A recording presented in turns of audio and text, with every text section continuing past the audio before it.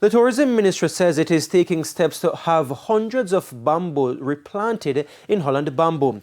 The revelation comes following a TVJ news report on Monday highlighting the diminishing population of bamboo in the scenic St. Elizabeth drive-through. But there is still a problem of drain cleaning that the Member of Parliament insists is not his problem. The scenic Holland bamboo in better times as seen in several Instagram posts. But now, this is how it looks. Clogged drains and downed bamboos are taking away from its allure. In a TVJ news report last Monday, residents insisted it wasn't the effects of Tropical Storm Ian that caused the deterioration. The drain them is in a bad condition still, you understand? So them need some maintenance. So that basically caused the flooding. Senior strategist in the Ministry of Tourism, Delano Seabright, says the ministry is now taking steps to fix and improve the bamboo shortage in the area. We are very much aware of the issues in the Holland bamboo area, especially when there is heavy rainfall. Just a few months ago, the Tourism Enhancement Fund allocated 8.5 million Jamaican dollars to the Ministry of Agriculture and Fisheries to assist in the establishment of a bamboo nursery.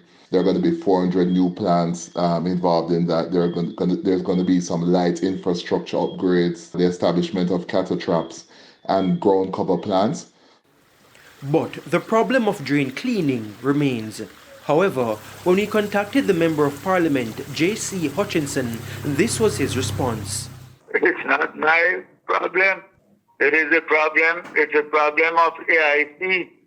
AIC is responsible for cleaning the drains on the Holland property, and they are the ones, once it's clean, the water will flow into those drains and pumped off of the property, where AIC is also in charge of pumping the water off of the property into the Black River. The AIC Mr. Hutchinson is referring to is the Agricultural Investment Corporation, which currently has control over the lands.